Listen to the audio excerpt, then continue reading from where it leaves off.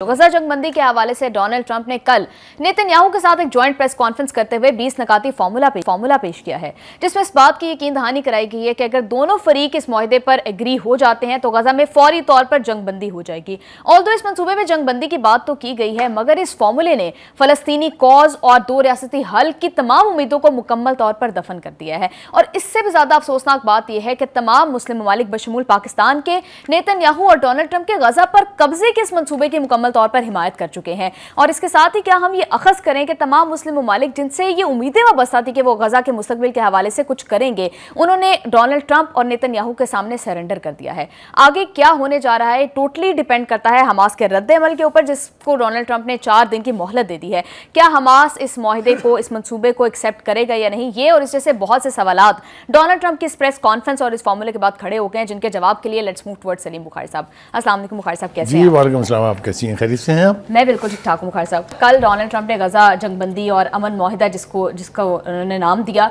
उसके उन्होंने 20 नकात पेश करते हुए एक प्रेस कॉन्फ्रेंस की है। जी बुखारी साहब, इस फार्मूले को डोनाल्ड ट्रंप जो गजा अमन मुआहिदे का नाम दे रहे हैं, आपको वाकई ही लगता है कि अगर इस फार्मूले पे इम्प्लीमेंट हो जाए ये फार्मूला तो पूरे खित्ते में और गजा में अमन हो जाएगा, या फिर ये इसराइल के कब्जे के मंसूबे को सिर्फ एक ब्यूटिफाइड वर्जन है उसका? देखिए, इंतहाई सेंसिटिव सूरत हाल है और इसको हैंडल करने के लिए बहुत एहतियात से काम लेना पड़ेगा, इसलिए कि ये जो भी जुर्म हुआ है गज़ा के हवाले से उसमें कुछ पर्दा नशीनों के भी नाम आते हैं, तो ज़रा थोड़ा मोहतात होना पड़ेगा। लेकिन दिल की बात कहे बगैर चारा नहीं है, सच बोलना चाहिए। उसकी जो भी कीमत अदा करनी पड़े उसके लिए तो परेशानी नहीं होती, मुझे तो नहीं होती है। हम दो तरह से इसको देखते हैं। एक ये कि जो मुआहिदा पेश किया गया है वो क्या है जी, उनकी ख्वाहिश क्या है, इसमें फ़लस्तीनियों का और हमास का नुकसान कितना है, मुसलमानों का किरदार क्या है, और फिर हम देखेंगे कि पूरे सोशल मीडिया के ऊपर जो सवाल उठ रहे हैं, जिसके लिए हम सारों ने मिल के ये तश्कील दी है, यानी उनका अहाता किया कि क्या सवाल है, फिर हम उनका जवाब देंगे जी। तो शुरू करते हैं इस फार्मूले के तहत। पहली बात यह है कि मेरा ज़ाती ख्याल ये है कि ट्रंप का ये जो 20 नकाती फार्मूला है, ये हमास और फ़लस्तीनियों के जेनोसाइड को जारी रखने का एक नया अंदाज़ है। अब आप इससे जो मर्जी मुराद ले लें, मैंने तो 2 टोक अल्फाज में कह दिया है कि मैं कैसे फील करता हूँ जी। और यहाँ बैठ के मैं सिर्फ अपनी राय दे सकता हूँ, और राय मेरी मबनी है एनालिसिस पर। आगे चलते हैं।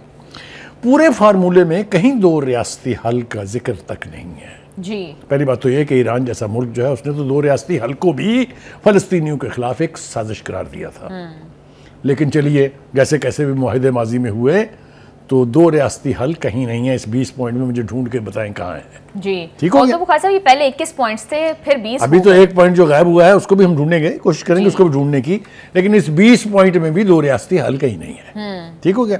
लिहाजा मुझसे अगर आप पूछें तो मैं तो इसको उठा के रद्दी की टोकरी में फेंकने के लिए तैयार हूँ, लेकिन चूंकि इसका एनालिसिस करना है, लिहाजा बात आगे बढ़ाते हैं। क्या गारंटी है जी कि यरगमालियों की रिहाई के बाद, लाशों की वापसी के बाद, वो नेतन्याहू जो आज तक अपने किसी वादे पर और किसी मुआहिदे पर खड़ा नहीं हुआ, वो फिर से सारे मुआहिदे को उठा के दोबारा नहीं फेंक देगा और फिर से वही कत्लेआम वहाँ शुरू नहीं हो जाएगा? इसलिए कि इस वक्त उस सरजमीन पर प्रैक्टिकली कब्जा तो इसराइल का है जी। कोई रेजिस्टेंस नहीं है वहाँ सवाए हमास के, जैसी कैसी भी है। और दूसरी बात जो सबसे अहम है मेरे नज़दीक, वो ये है कि क्या ट्रंप एक काबिल एतबार गारंटर है? Trump is a party, he should not there be to decide the fate of the Palestinian। वो उनके जेनोसाइड में बराबर का शरीक है। हमने अपने किस प्रोग्राम में ये नहीं कहा जी कि उनका जेनोसाइड हो नहीं सकता था जब तक ट्रंप की आशीर्वाद उनको हासिल ना हो। जो बमबारी मैसिव हुई, जिससे तबाही फैली वहां पर, वो सारे हथियार आके ट्रंप ने सदारत का ओहदा उठाने के बाद ही तो दिए थे इसराइल को।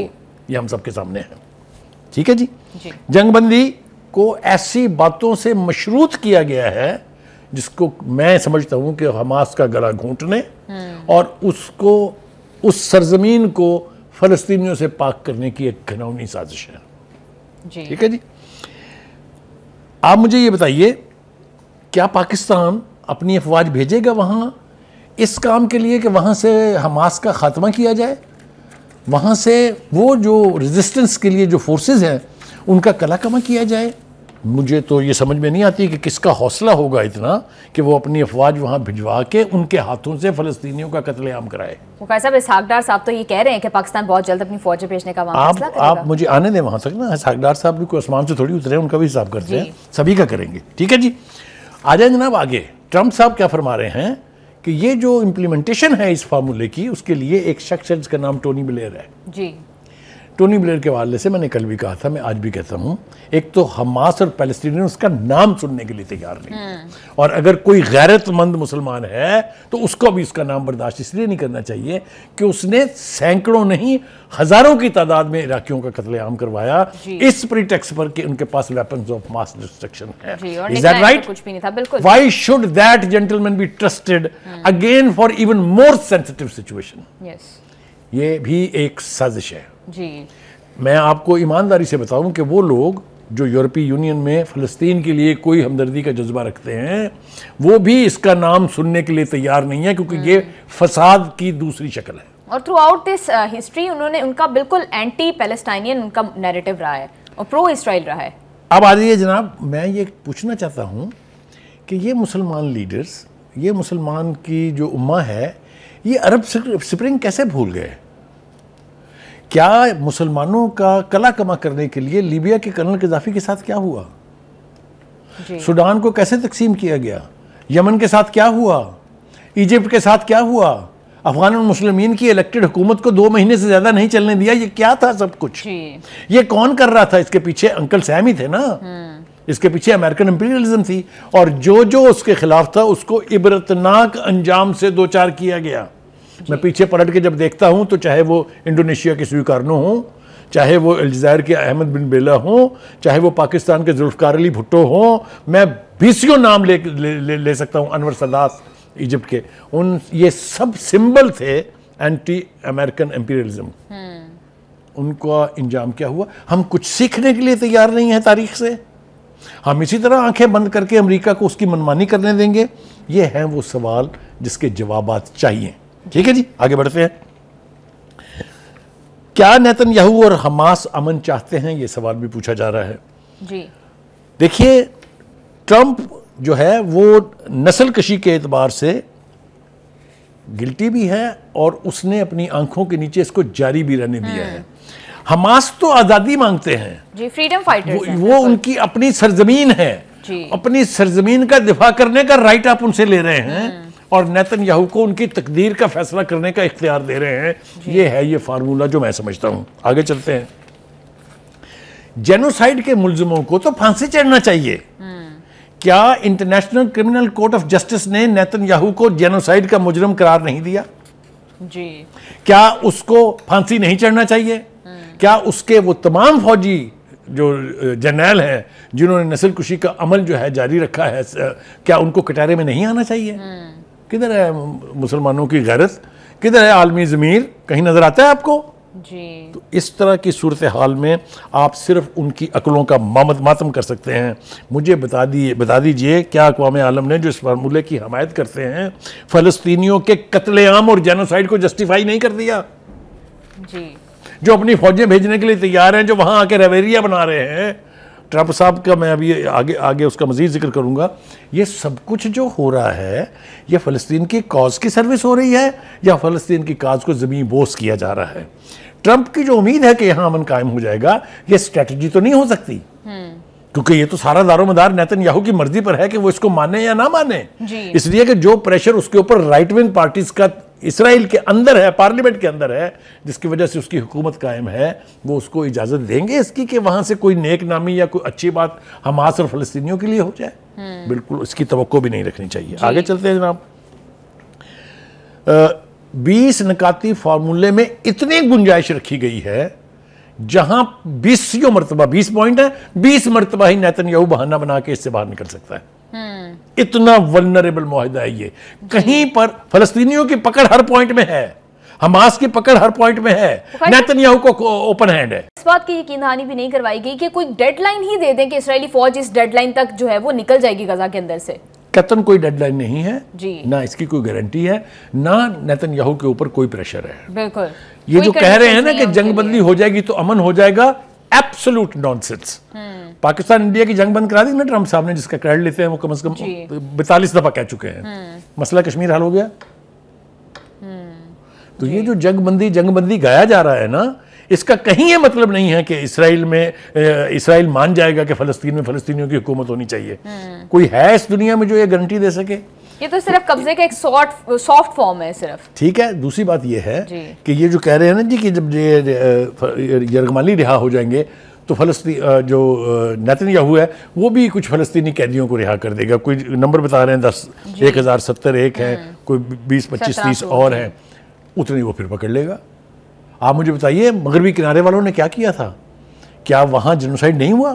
क्या वहाँ जो सेटलर्स हैं उन्होंने उनका नातका बंद नहीं किया? फ़लस्तीनियों का जो मजलूम फ़लस्तीनी, निहत्ते फ़लस्तीनी बगैर हथियारों के उनके बागात उजाड़ दिए, उनके रेवड़े ले गए वो बकरियों और भेड़ों के, कोई है पूछने वाला?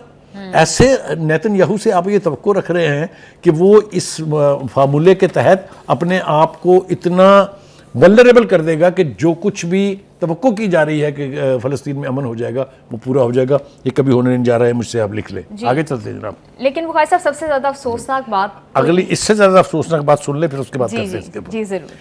जिस प्रेस कॉन्फ्रेंस जो ये हमने प्रेस कॉन्फ्रेंस दिखाई है, इसके बाद फिर एक जॉइंट प्रेस कॉन्फ्रेंस की है नेतन्याहू और ट्रंप ने। जरा उसमें सुनिए क्या फरमाते हैं नेतन्याहू। नेतन्याहू ने दो टोक अल्फाज में कह दिया है कि ट्रंप से फ़लस्तीनी रियासत पर इत्तफाक नहीं हुआ, और ये बात मुआहिदे में भी कहीं नहीं लिखी कि कोई फ़लस्तीनी रियासत जो है उसका क्या अमल में लाया जाएगा। मुझे बताइए क्या हैसियत रह गई इस समझौते की? That means Palestinian state is buried. और बेरी किसके साथ की है? 7 बड़े मुसलमान रहनुमाओं को अपने साथ मिला के। बिल्कुल बिल्कुल। और आपको क्या लगता है कि थ्रू आउट द टाइम हमारा फ़लस्तीन के ऊपर बहुत स्ट्रॉन्ग स्टांस था, आपको क्या लगता है कि पाकिस्तान ने अब अपनी पोजीशन फ़लस्तीन के हवाले से चेंज कर ली है? देखिए, मैं पहली बात तो यह है कि मैं चाहूँगा कि हमारे प्रोड्यूसर जो है रबी वो ज़रा दिखाएं कायदे आज़म मोहम्मद अली जिन्ना ने फरमाया क्या था इसराइल के बारे में। अगर मैं उसके अल्फाज दोहरा दूँ तो वो ये कहते थे कि ये इसराइल फ़लस्तीन के यानी पीठ में खंजर है, खंजर घोंप दिया गया है, और पाकिस्तान इसराइल को कभी तस्लीम नहीं करेगा। वो स्क्रीन के ऊपर चल रहा है, वो कायदे आज़म बैठे हुए हैं और साथ उसके उनका कोर्ट चल रहा है। ठीक है जी, आगे चलते हैं जनाब। हमास को कहते हैं कि जनाब आप यहाँ से निकल जाएं, हम आपको रास्ता फराहम करेंगे। कोई मुल्क उनको लेने के लिए तैयार नहीं है। इजिप्ट ने तो रफा कॉरिडोर तक नहीं खोला 2 साल की जंग के दौरान। उर्दन ने पहले यहां पर फ़लस्तीनियों को बुला के मरवाया था, तो कहां जाए वो? इसका मतलब यह है कि आप चाह रहे हैं कि वो यहां से निकल जाएं और जहन्नम में जाएं। लेकिन बुखारी साहब, आपको लगता है कि हमास के लोग यहां से निकलेंगे, सरेंडर करेंगे? मतलब इतनी लंबी जंग का फायदा क्या करोगे? उस तरफ अभी आते हैं। अभी तो वहां से उनकी तरफ से तो कुछ नहीं आया ना अभी। दूसरी बात यह है कि देखें, जॉर्डन में गए फ़लस्तीनियन, जो हशर हुआ पूरी तारीख का हिस्सा है। इजिप्ट में गए, जो हशर हुआ वो उसका हिस्सा है। अब ना उनको लिबनान लेने के लिए तैयार है, ना उनको शाम लेने के लिए तैयार है, तो वो जाएं तो जाएं कहाँ? चारों तरफ तो यही ममालिक है ना। तो कहने का मतलब ये है कि उनको ओपन आसमान के नीचे छोड़ा जा रहा है कि आप जहन्नम में जाएं, हमें इससे कुछ नहीं, यहाँ से निकल जाएं। ठीक है जी। तो ये सारी सूरत हाल जो है ये मेरे लिए तकलीफ दे। अब आपने पाकिस्तान का तज़किरा करके मेरी दुखती रग जो है वो छेड़ दी है, जरा थोड़ी बात उस पर कर लें अगर आप इजाज़त दें तो। कि पाकिस्तान के अवाम कश्मीर और फ़लस्तीन के हवाले से जितने जज्बाती हैं वो मैं जानता हूँ जी।